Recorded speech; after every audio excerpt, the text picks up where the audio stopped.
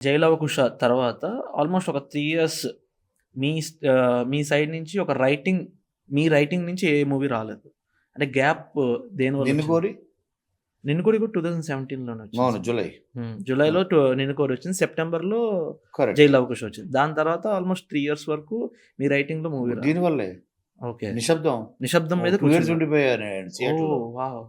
2 years మరి it's a big project. మొత్తం US, హ్మ్. సియాటిల్, దాంట్లో మైకేల్ మాడ్సన్ హాలీవుడ్ యాక్టర్ కావాలి. 2 ఇయర్స్ ఏంటి, 3 ఇయర్స్ గాన్. హ్మ్. Only on one film. మీరు అక్కడే ఉండిపోయారా సార్? అక్కడే ఉండిపోయారండి. ఓహ్! 1.5 ఇయర్ అప్ అండ్ డౌన్, 1.5 అయితే అక్కడ ఉండిపోయి అప్ అండ్ డౌన్ హ్మ్. కొట్టి ఇది చెప్పి, బికాజ్ ఐ థాట్ ఇది అట్ ఎక్స్పెరిమెంట్ ప్రాపర్గా ఇది కనుక సక్సెస్ అయితే ఇది బికమ్ అని దాని మీద 3 ఇయర్స్ పని చేసి హ్మ్. మళ్ళీ 20 వరకు, మళ్ళీ ఐ థింక్ నెక్స్ట్ గల్లీ రౌడీ హ్మ్. వరకు వేరే సినిమా చేయలేదు. నిశ్శబ్దం మీదే ఉండిపోయాం.